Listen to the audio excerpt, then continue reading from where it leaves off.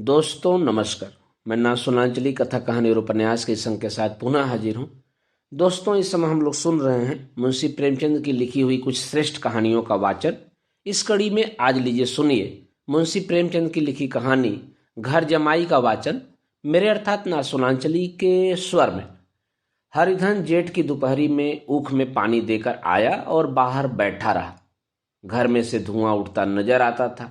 छन छन की आवाज भी आ रही थी। उसके दोनों साले उसके बाद आए और घर में चले गए। दोनों सालों के लड़के भी आए और उसी तरह अंदर दाखिल हो गए, पर हरिधन अंदर न जा सका। इधर 1 महीने से उसके साथ यहाँ जो बर्ताव हो रहा था और विशेषकर कल उसे जैसी फटकार सुननी पड़ी थी, वह उसके पांव में बेड़ियां सी डाले हुए था। कल उसकी सास ही ने तो कहा था, मेरा दी तुमसे भर गया, मैं तुम्हारी जिंदगी का ठेका लिए हुए बैठी हूं क्या। और सबसे बढ़कर अपनी स्त्री की निष्ठुरता ने उसके हृदय के टुकड़े कर दिए थे। वह बैठी यह फटकार सुनती रही, पर एक बार भी तो उसके मुंह से न निकला, अम्मा तुम क्यों इनका अपमान कर रही हो। बैठी गटगट सुनती रही। शायद मेरी दुर्गति पर खुश हो रही थी। इस घर में वह कैसे जाए? क्या फिर वही गालियां खाने, वही फटकार सुनने के लिए? और आज इस घर में जीवन के 10 साल गुजर जाने पर यह हाल हो रहा है। मैं किसी से कम काम नहीं करता हूँ। दोनों साले मीठी नींद सोते रहते हैं और मैं बैलों को सानी पानी देता हूँ, छांटी काटता हूँ। वहाँ सब लोग पल पल चीलम पीते हैं। मैं आंखें बंद किए अपने काम में लगा रहता हूँ। संध्या समय पर घर वाले गाने बजाने चले जाते हैं। मैं घड़ी रात तक गायें भैंसे दूहता हूँ। उसका यह पुरस्कार मिल रहा है कि कोई खाने को भी नहीं पूछता, उल्टे और गालियां मिलती हैं। उसकी स्त्री घर से डोल लेकर निकली और बोली, जरा इसे कुएं से खींच लो, एक बूंद पानी नहीं है। हरिधन ने डोल लिया और कुएं से पानी भर लाया। उसे जोर से भूख लगी हुई थी। समझा अब खाने को बुलाने आएगी, मगर स्त्री डोल लेकर अंदर गई तो वही की हो रही। हरिधन थका मारा क्षुधा से व्याकुल पड़ा सो रहा। सहसा उसकी स्त्री गुमानी ने आकर उसे जगाया। हरिधन ने पड़े पड़े ही कहा, क्या है? क्या पड़ा भी न रहने देगी या और पानी चाहिए? गुमानी कटु स्वर में बोली, गुर्राते क्यों? खाने को बुलाने आई हो। हरिधन ने देखा उसके दोनों साले और बड़े साले के दोनों लड़के भोजन किए चले जा रहे हैं। उसकी देह में आग लग गई। मेरी अब यह नौबत पहुंच गई कि लोगों के साथ बैठकर खा भी नहीं सकता।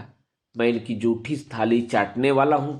मैं इनका कुत्ता हूं जिसके खाने के बाद टुकड़ा रोटी डाल दी जाती है।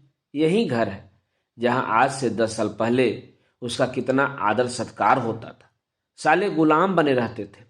सास मुंह जोती रहती थी। स्त्री पूजा करती थी। तब उसके पास रुपए थे, जायदाद थी। अब वह दरिद्र है। उसकी सारी जायदाद को इन्हीं लोगों ने कूड़ा कर दिया। अब रोटियों के भी लाले हैं। उसके जी में एक ज्वाला से उठी कि इसी वक्त अंदर जाकर सास को और साली को भिगो भिगो लगाए, पर जब्त करके रह गया। पड़े पड़े बोला, मुझे भूख नहीं है, आज न खाऊंगा। गुमानी ने कहा, न खाओगे मेरी बला से? हाँ नहीं तो खाओगे, तुम्हारे पेट में ही जाएगा, कुछ मेरे पेट में थोड़ो ही जाएगा। हरिधन का क्रोध आंसू बन गया। यह मेरी स्त्री है जिसके लिए मैंने अपना सर्वस्व मिट्टी में मिला दिया।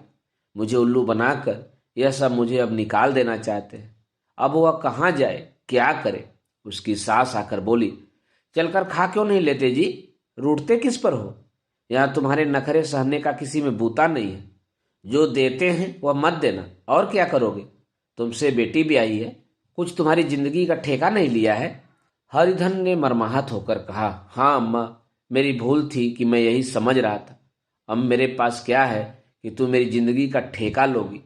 जब मेरे पास धन भी था तब सब कुछ आता था, अब दरिद्र हूं, तुम क्यों बात पूछोगी? बूढ़ी सास भी मुंह फुलाकर भीतर चली गई।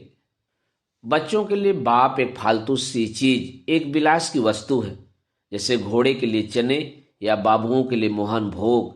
मोहन भोग उम्र भर न मिले तो किसका नुकसान है, मगर एक दिन रोटी दाल के दर्शन न हो तो फिर देखिए क्या हाल होता है। पिता के दर्शन कभी कभी साफ सवेरे हो जाते हैं। वह बच्चे को उछालता है, दुलारता है, कभी गोद में लेकर या उंगली पकड़कर सैर कराने ले जाता है, और बस यही उसके कर्तव्य की तीसरी है। वह परदेश चला जाए, बच्चे को परवाह नहीं होती, लेकिन माँ तो बच्चे का सर्वस्व है।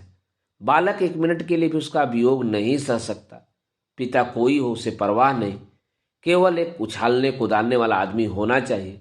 लेकिन माता तो अपनी होनी चाहिए, 16 आने अपनी, वही रूप, वही रंग, वही प्यार, वही सब कुछ। अगर नहीं है तो बालक के जीवन का स्रोत मानो सूख जाता है। फिर वह शिव का नंदी है, पर फूल या जल चढ़ाना लाजमी नहीं, अख्तियारी है। हरिधन की माता का आज 10 साल हुए देहांत हो गया था। उस वक्त उसका विवाह हो चुका था। वह 16 साल का कुमार था, पर माँ के मरते ही उसे मालूम हुआ कि मैं कितना निस्सहाय हूँ, जैसे उस घर पर उसका अधिकार ही न रहा हो। बहनों के विवाह हो चुके थे, भाई कोई दूसरा न था।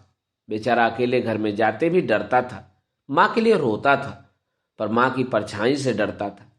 जिस कोठरी में उसने देह त्याग किया था, उधर आंखें तक न उठाता। घर में एक बुआ थी, वह हरिधन को बहुत दुलार करती।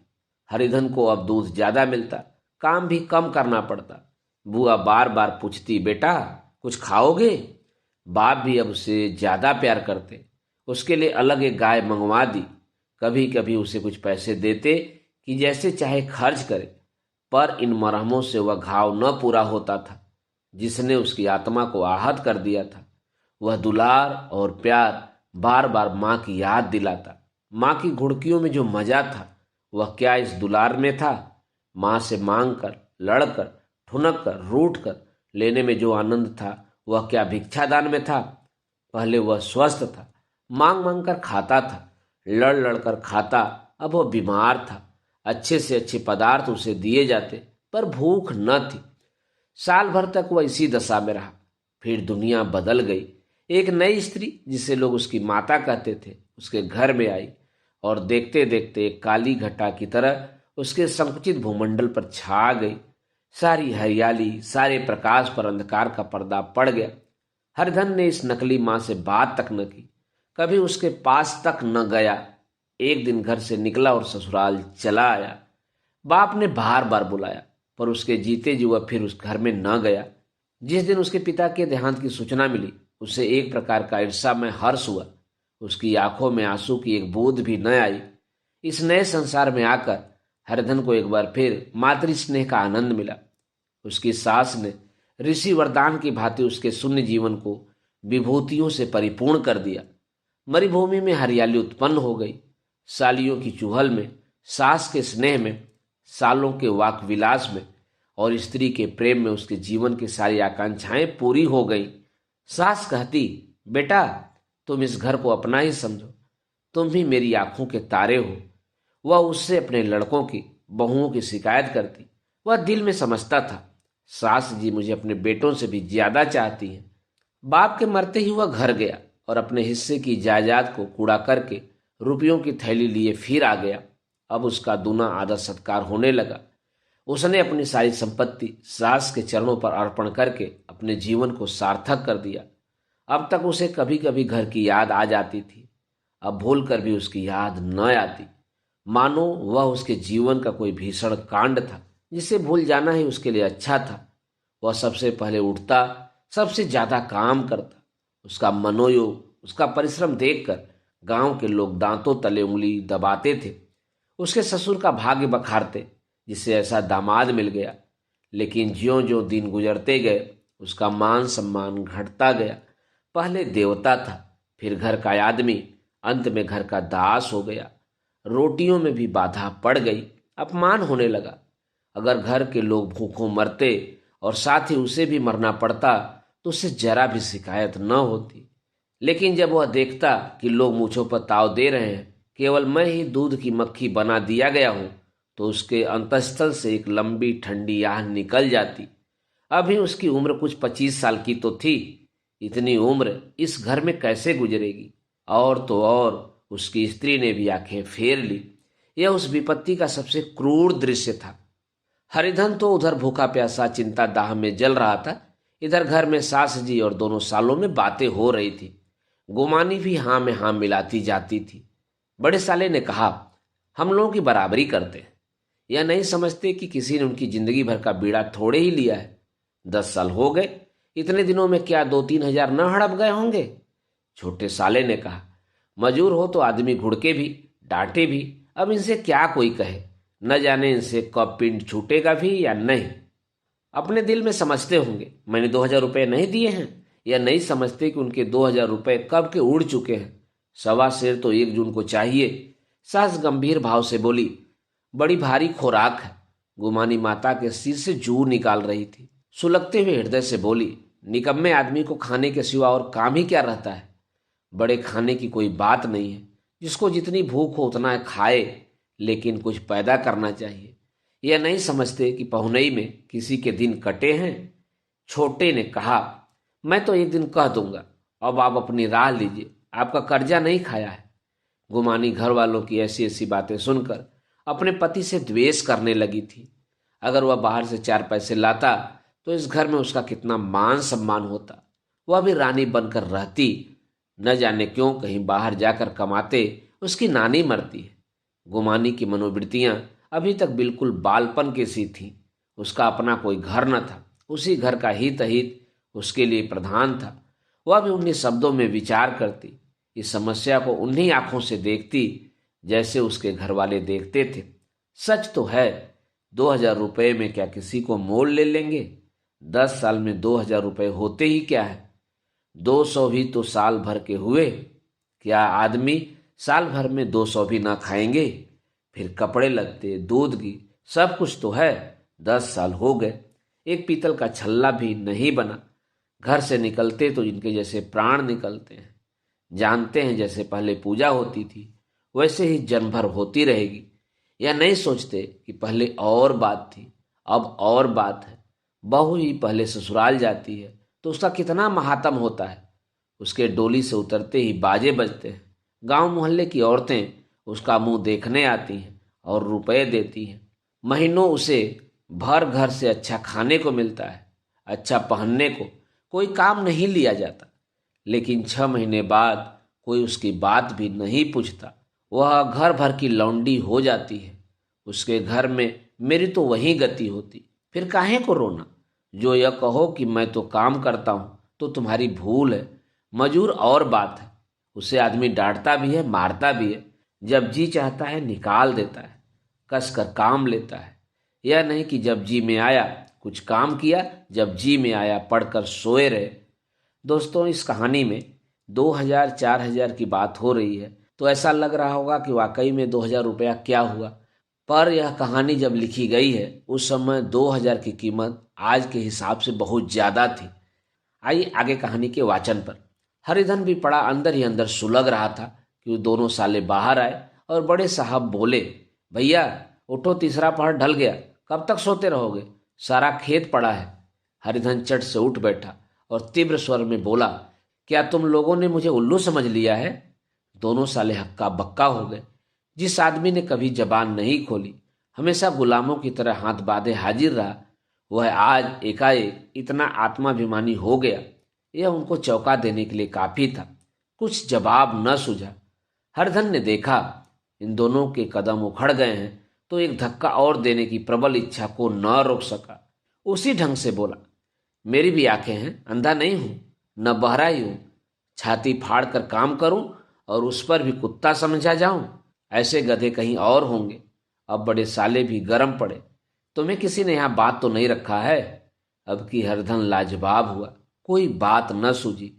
बड़े ने फिर उसी ढंग से कहा, अगर तुम यह चाहो कि जन्म भर पाहुन बने रहो और तुम्हारा वैसा ही आदर सत्कार होता रहे तो यह हमारे बस की बात नहीं। हरधन ने आंखें निकाल कर कहा, क्या मैं तुम लोगों से कम काम करता हूं? बड़े, यह कौन कहता है? हरधन, तो तुम्हारे घर की यही नीति है कि जो सबसे ज्यादा काम करे वह भूखों मारा जाए?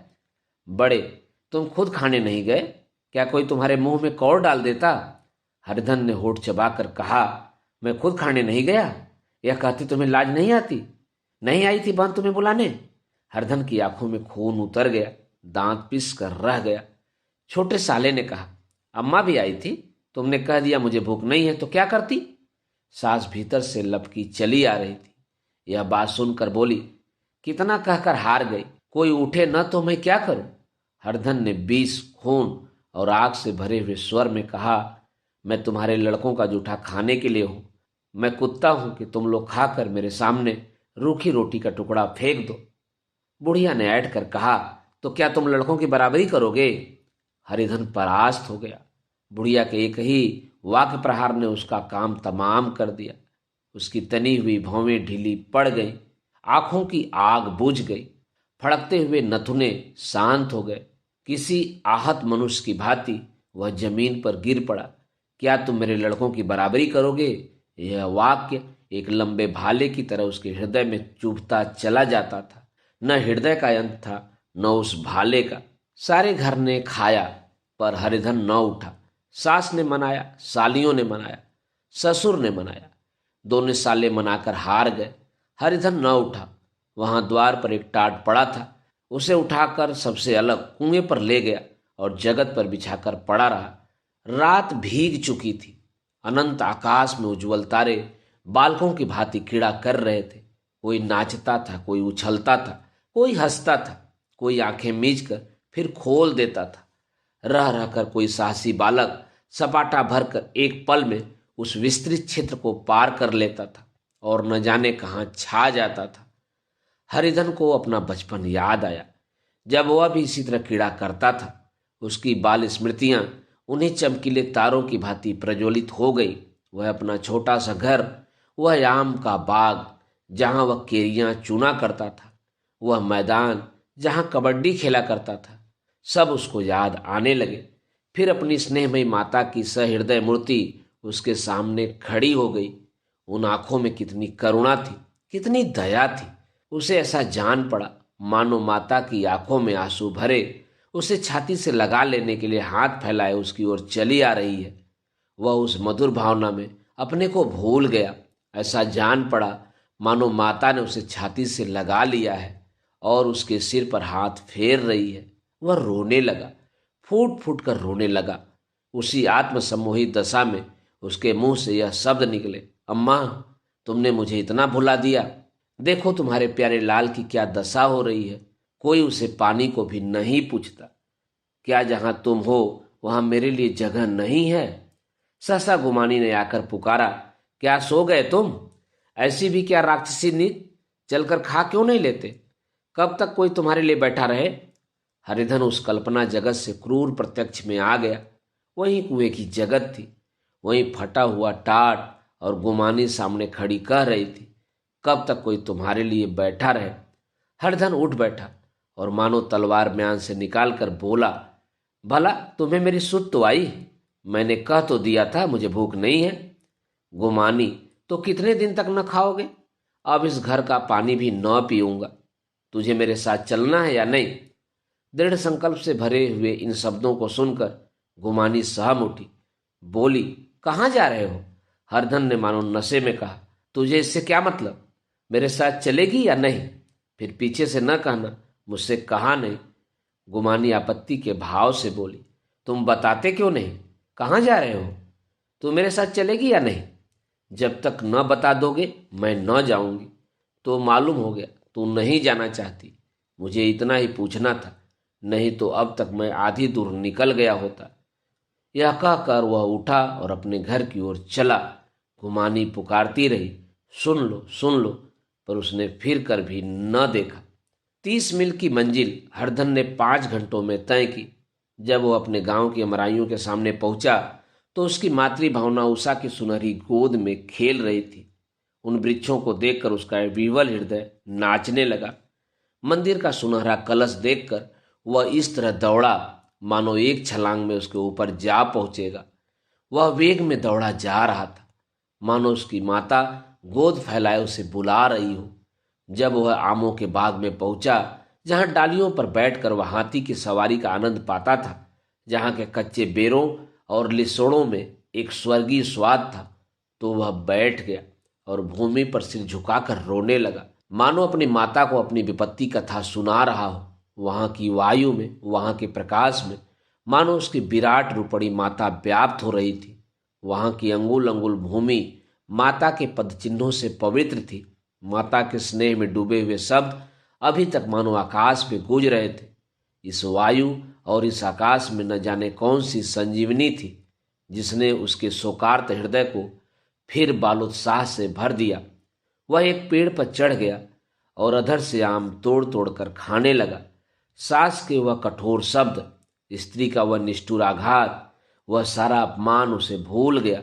उसके पांव फूल गए थे, तलवों में जलन हो रही थी, पर इस आनंद में उसे किसी बात का ध्यान न था।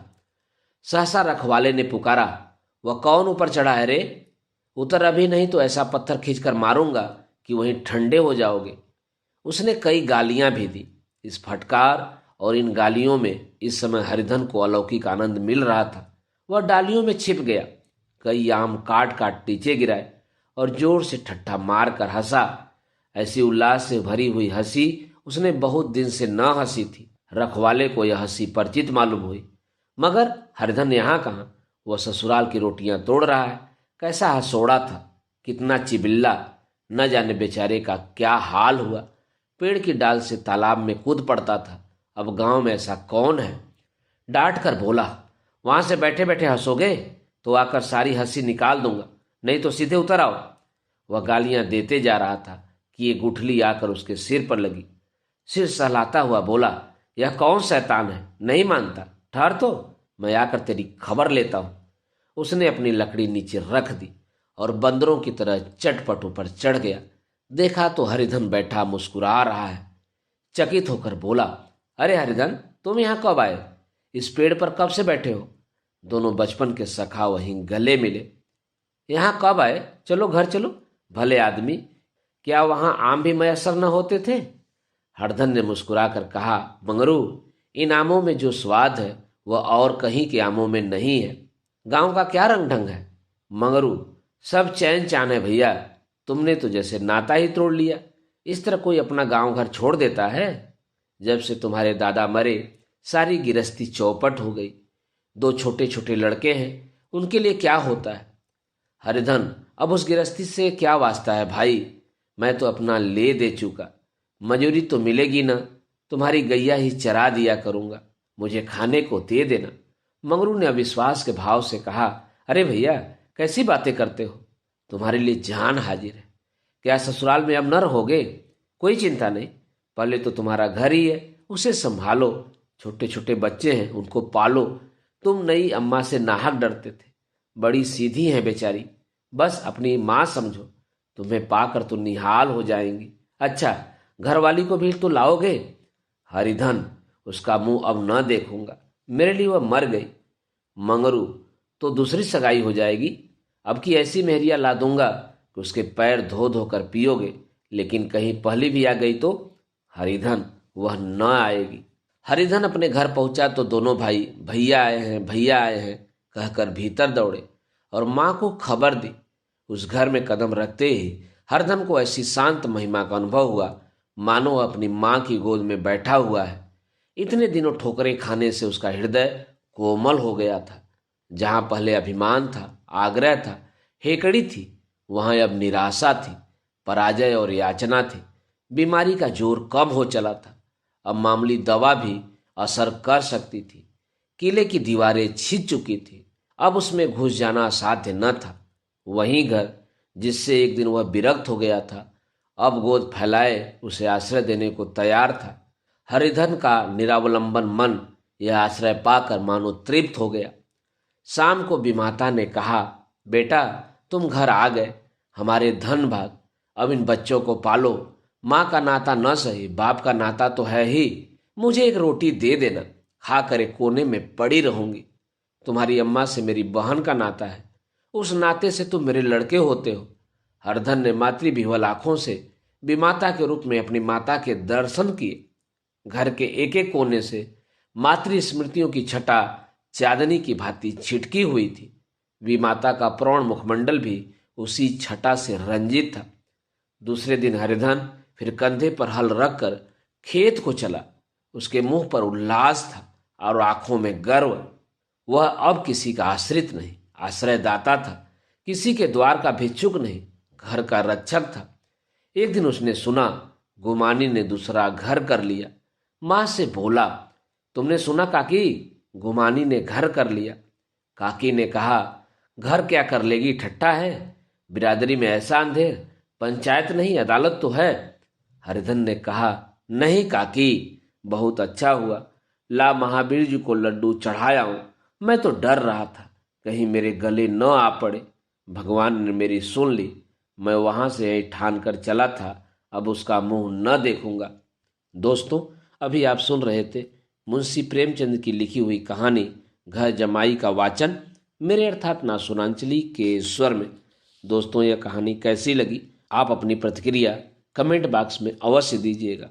दोस्तों, और भी किस्से कहानी और उपन्यास सुनने के लिए मेरे साथ जुड़े रहें। धन्यवाद। नमस्कार।